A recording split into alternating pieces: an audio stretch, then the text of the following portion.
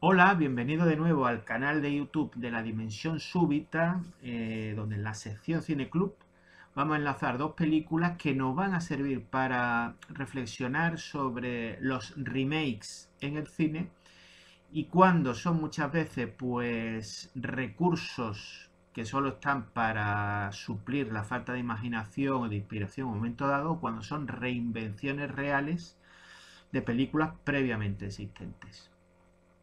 En este vídeo vamos a hablar de la primera entrega. Hablamos no de un remake, sino de la primera adaptación al cine de una novela que después se convirtió en musical y que fue todo un éxito. La novela es Adiós a Berlín, de Christopher Isherwood, y de ahí salió posteriormente una obra de teatro de John Van Druten, y salió un musical que es Cabaret, de Bob Fosse. Mundialmente conocida, película reconocida y que todavía pues sigue reponiéndose con asiduidad en las emisoras de televisión. Pero la primera adaptación de Adiós a Berlín data del año 1955. Fue dirigida por Henry Cornelius, famoso director sobre todo de comedia británico. Recordemos entre sus películas, por ejemplo, Genoveva o Pasaporte para Pímlico, que yo creo que es la que a mí más me gusta, ¿no? Una historia de que en el barrio de Pimlico de Londres pues se encuentran los restos de unos documentos medievales en los que se dice que donde está el barrio pues fueron cedidos al duque de Borgoña y que por tanto podría, teóricamente, la interpretación que le dan es que podría independizarse el barrio de Pimlico de Gran Bretaña y efectivamente en un momento dado pues ponen una aduana, ponen una frontera y van pidiendo los pasaportes a los usuarios de la línea de autobús que cruza el barrio. Ese es pasaporte para Pimlico. Si se pudiera enlazar, que no lo sé, ya saben que aquí solo se enlazan títulos que están disponibles por estar en dominio público y recurrimos a archive.org para comprobarlo. Pues si pudiera, pues lo enlazaríamos algún día.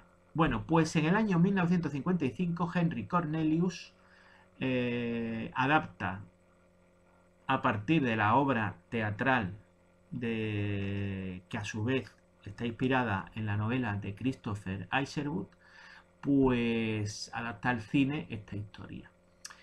Como está protagonizada por Lawrence Harvey y Julie Harris, que ese mismo año pues también aparecería junto a James Dean en Al Este del Edén. Y además está acompañado, ambos están acompañados en el reparto por Anton Driffin, que era frecuente en las producciones británicas y norteamericanas haciendo alemán, por su nacionalidad, y Shelley Winters, la simpática y prolífica actriz que apareció pues en obras maestras como pues Río Rojo de Howard Hawks o Un lugar en el sol de George Stevens. Bueno, pues ese es el cuarteto protagonista y evidentemente Julie Harris hace el personaje que en la película del 70 y en el musical del 72 haría Liza Minnelli. Lauren Harvey, el que hace Michael York, y los dos actores citados, pues Shelley Winter interpreta a la rica heredera judía de la familia Landauer, ¿no? Que en la película de Bob Fosse es Marisa Berenson y aquí, repito, es Shelley Winters. Y Anton Driffin hace a su pretendiente, ¿no? Esta película tuvo...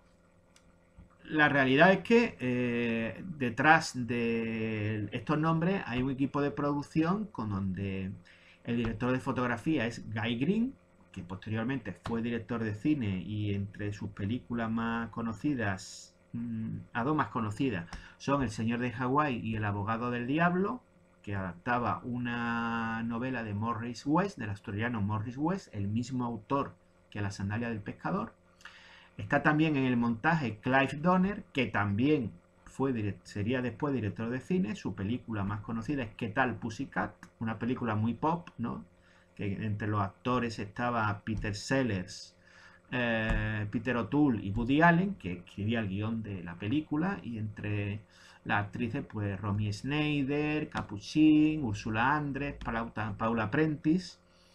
En su memoria Woody Allen habla bastante mal de Clive Donner y dice que no, que la película le faltó ritmo y que no estaba muy lejos de lo que el guión podía dar, ¿no?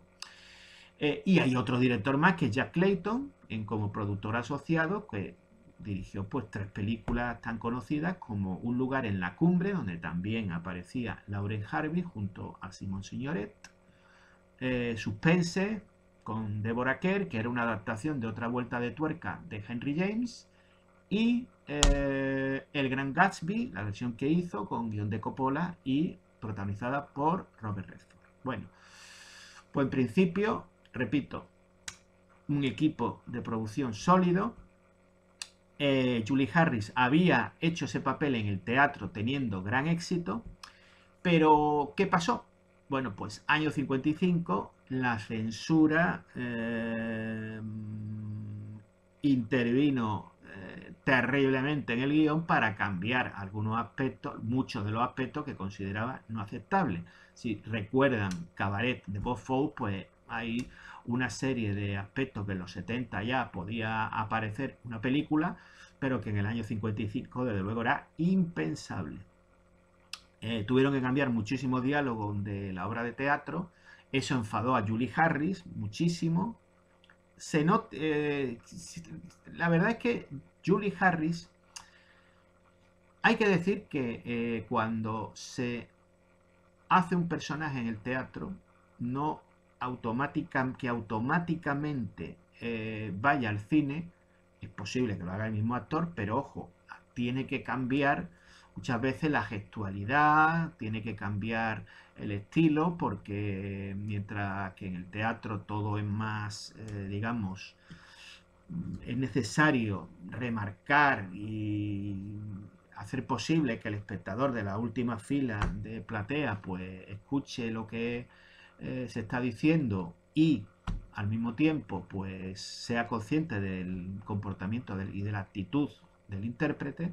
En el cine hay que bajar muchísimo la gestualidad y el énfasis porque en la cámara va a parecer exagerado si se interpreta como en el teatro. Julie Harris, que hizo una interpretación grandiosa en el este del Edén, aquí enfadada por todos los cambios que se hicieron, creo que está algo pasada de rosca en su interpretación. Y no sé si lo hizo adrede por su enfado por todos los cortes y cambios que la censura hizo en la obra de teatro original, en el guión por subsiguiente y el resultado final de la película. A pesar de esto, la Liga de la Decencia recomendó que la película no se viera, es decir, a pesar de todos los cambios que se efectuaron. Y hay que cuando si ven la película, pues se darán cuenta que hay algunos elementos que resultan pues muy desafiantes para la mediados de la década de los 50.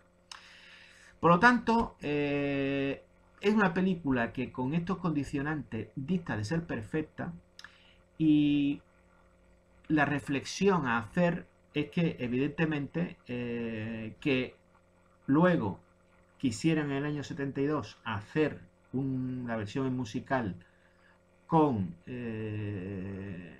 todos los elementos originales sin intervención de la censura, en ese momento ya pues prácticamente no existía, o digamos que las cuestiones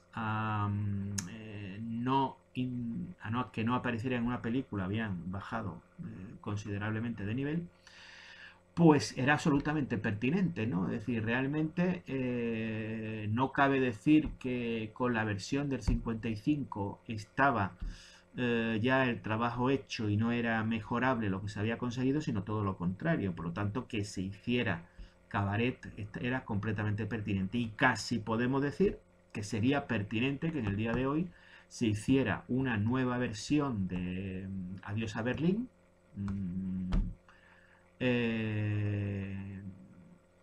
y se quitan, digamos, incorporando los elementos que la censura eliminó. Por lo tanto, esta película, que no sé si he dicho el título que se le dio, que Soy una cámara, I'm a Camera en inglés, del año 55, ese fue el título original que se dio a la película, pues tiene esos condicionantes y por lo tanto está una película que dista lejos de ser perfecta. Ahora, yo recomiendo a quienes sean fans de Cabaret o a quien conozcan bien Cabaret y la tengan fresca en su memoria y sepan bien la trama, que la vean para que comparen y vean en la trama de la película del 55 qué elementos hay, sabiendo que todo eso hubo cambio y está censurado, y hubo censura para eliminar los elementos más provocativos de índole sexual que aparecían en la novela y en la obra de teatro, y para que vean y comparen con la versión del 72 de la misma historia, para que vean la diferencia, en qué aspectos son en común, cómo varía y cómo son tratados. Es muy interesante hacer la comparación. No termino el vídeo sin hacer una referencia cinematográfica necesaria que creo que pudo influir en el libro de Christopher Isherwood. Se llama la película Soy una cámara porque el personaje al principio del film dice que va a ser, no sabe muy bien qué escribir, dice que va a ser una cámara que registre lo que en Berlín suceda. Y es que eso pudo ser resultado de que en la República de Weimar, en Alemania, surgió un cine social de bastante fuerza. Había directores como Gerhard Lamprecht, Bruno Rang, Walter Ruttmann, que hizo precisamente una película, era Berlín, Sinfonía de una gran ciudad, donde eran imágenes de cómo era el Berlín de 1927. Friedrich Selnick, Erno Metzner, Karl Grüne, los que posteriormente emigraron a Estados Unidos, como Robert Siodmak y Edgar G. Ulmer, Carl Junghans, Phil Jutzi, Zlatan Dudow, Mary Harder, Wilfried Bass. Todos estos directores que estoy citando, pues fueron directores que hicieron películas de realismo social y que incluso, si recordamos, Fritz Lang en M o el vampiro de Düsseldorf, que está en nuestra sección, también hizo películas que esa película M o el vampiro de Düsseldorf tiene un componente de realismo muy importante, con independencia de que también sea una película de género, ¿no? Entonces, todo este ambiente que había y que Christopher Isherwood conoció pudo influir en que el personaje de su obra, pues evidentemente pretendiera retratar la realidad, porque era una actitud artística que, ya digo, en el cine de la República de Weimar estaba muy asentado y tenía tanta fuerza que incluso posteriormente, en la época de la Alemania nazi, cuando Goebbels estaba dictando todo el cine de propaganda que había, que la UFA tenía que hacer, básicamente la UFA tenía que hacer para hacer adoctrinamiento de las ideas del régimen, pues hubo dos directores como Wolfgang Liebeneiner en el 43 y Helmut Keutner en el 44, ya final, una película Bajo los puentes muy prestigiosa, ya te digo, en plena época nazi, que incluso retomaron el realismo de esos años, hicieron películas realistas, asombrosamente realistas, analizando el contexto.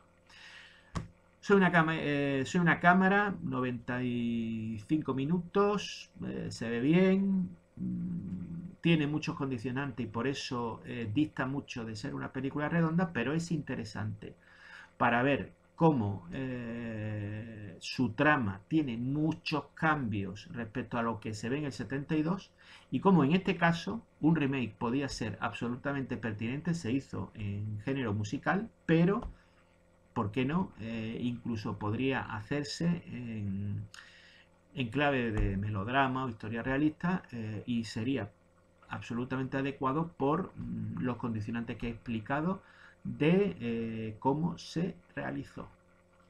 En el siguiente vídeo del canal hablaremos del siguiente caso, que este sí que es un remake con todas las de la ley. Sigan en el canal, vean el canal y podrán ver el siguiente vídeo. Hasta pronto.